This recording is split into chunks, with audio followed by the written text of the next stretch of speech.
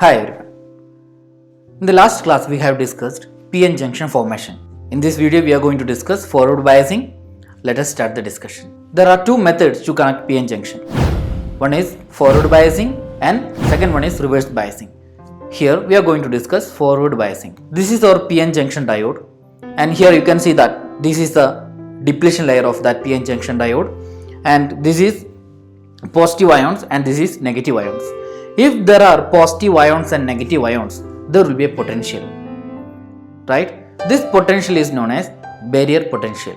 So here there is a potential because of this positive and negative ions in the depletion region. In the depletion region, there is a potential difference. This potential difference is known as barrier potential. The direction of barrier potential is positive to negative. Okay, it is the direction of barrier potential. We can define it now. The potential difference across the depletion layer is known as barrier potential. It is represented by the letter V. V in. V in means it is induced voltage. Induced voltage, that is V in. Because of this PN junction formation, we are getting this voltage. So this is induced voltage. It is known as barrier potential. This barrier potential is very important. It is the potential difference across the depletion layer because of positive and negative ions. Now let us start the discussion of forward biasing. Here you can see the PN junction diode. This is P region and this is N region. We are going to connect this P region to the positive terminal of the cell and this N region is connected with the negative terminal of the cell. Positive terminal of the P region of the PN junction is connected to positive terminal of the cell and N region of the junction and N region of the diode is connected to negative terminal of the cell. This is called forward biasing. The positive terminal of the cell is connected to P region, right? And negative terminal of the cell is connected to N region. When we are switching on this circuit, what is going to happen? The positive and holes. In the P region, holes are the majority carriers. Holes are having positive charge and this P region is connected to positive terminal of the cell. P region is connected to the positive terminal of the cell, then there will be a repulsive force. The positive terminal of the cell will repel all the holes present in the P region. Similarly, in N region is connected to the negative terminal of the cell. The negative terminal will repel the electrons present in the N region. N region, the majority charge carriers in the N region is electron, right? So N region, the electrons are get repelled by the cell. In P region, holes are get repelled by the cell. So what is going to happen? There will be a decrease in the size of depletion region. The depletion region shrink. Here we can see that because of this force, the depletion region is shrinking, right? This is the effect of forward biasing. When we are connecting the PN junction diode in forward biasing, there will be a decrease in the size of the depletion region. Let's write it first. In forward biasing, positive terminal of the cell is connected to the P region and negative terminal of the cell is connected to N region.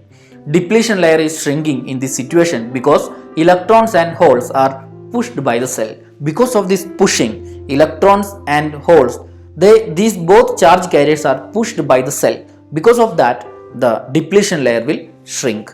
Now, this is our PN junction. It is connected in forward biasing. Here you can see the depletion layer and across this depletion layer there is a potential. This potential is known as barrier potential. So here there is a barrier potential. If it is silicon, the barrier potential is 0.7 volt. Here you can see that the barrier potential of silicon, the barrier potential of this junction, this depletion layer is 0.7 volt. If it is germanium, it will be 0.45 volt. We can increase the barrier potential by increasing the rate of doping. Okay. Here, these are holes in the P region, these are electrons in the N region and it is in forward biasing. Now, there is no current flow. Here, there is a barrier potential, it is 0.7 volt. V induced 0.7 volt. Now, we are going to apply voltage from outside.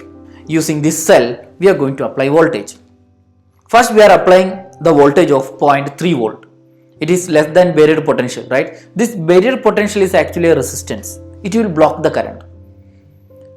Here the barrier potential is 0.7 volt and applied voltage is 0.3 volt. It is less than the barrier potential, right? So current is not going to flow. Here there is no current. The current is not going to flow through the junction because the barrier potential is more, the resistance is more. What is the difference here? 0.4. Now the barrier potential is 0.4, 0.7 minus 0.3. Now the barrier potential is 0.4, right? So there is no current flow. We are applying a voltage, still there is no current flow. When we are applying this 0.3 volt, there will be a change in the depletion layer. The depletion layer will shrink. Here you can see that the depletion layer is shrinking, right? The depletion layer is shrinking now because of this applied voltage. Now we are going to increase the voltage. This is variable cell. We can change the voltage. We are increasing the voltage up to 0.5. The previous case the voltage was 0.3. Now the voltage is 0.5. What is going to happen? It is less than barrier potential. The current is not going to flow, right? But the depletion layer will shrink again. Here the depletion layer is shrinking because the applied voltage is 0.5. We have increased the voltage. We have increased the applied voltage. Now what is the barrier potential? 0.7 minus 0.5. 0.2 is the barrier potential, right? We are going to increase the voltage again. Now it is 0.7, which is equal to barrier potential. Now what is going to happen to this depletion layer? Applied voltage and barrier potential both are same. The difference is 0, which means there is no depletion layer. If we are applying 0.7 volt, there is no depletion layer. The 0 is the barrier potential. If we are increasing the voltage again, there will be current flow. If we are increasing the voltage again, there will be current flow. At 0.8 volt, the current started flowing. If the applied voltage is more than 0.7 volt, the current will flow through the junction. The current will flow through the PN junction diode. We need to apply a voltage which is more than the barrier potential. Then only there will be a current flow in the forward biasing. In the case of forward biasing, we have to apply voltage more than barrier potential. Then only the electrons can move from N region to P region. Then only the electrons can move from N region to P region. The current will flow. If the electrons are moving from N region to P region, what will be the direction of current? P region to N region. It will be the direction of current, opposite to the direction of electron. If the applied voltage is more than barrier potential or equal to barrier potential, semiconductor will act as a perfect conductor. Depletion layer will collapse at this situation. So I think you got an idea about forward biasing. We need to apply a voltage which is more than barrier potential, then only we will get the current. The current will flow through the circuit. Thanks for watching. In the next class we will be discussing reverse biasing.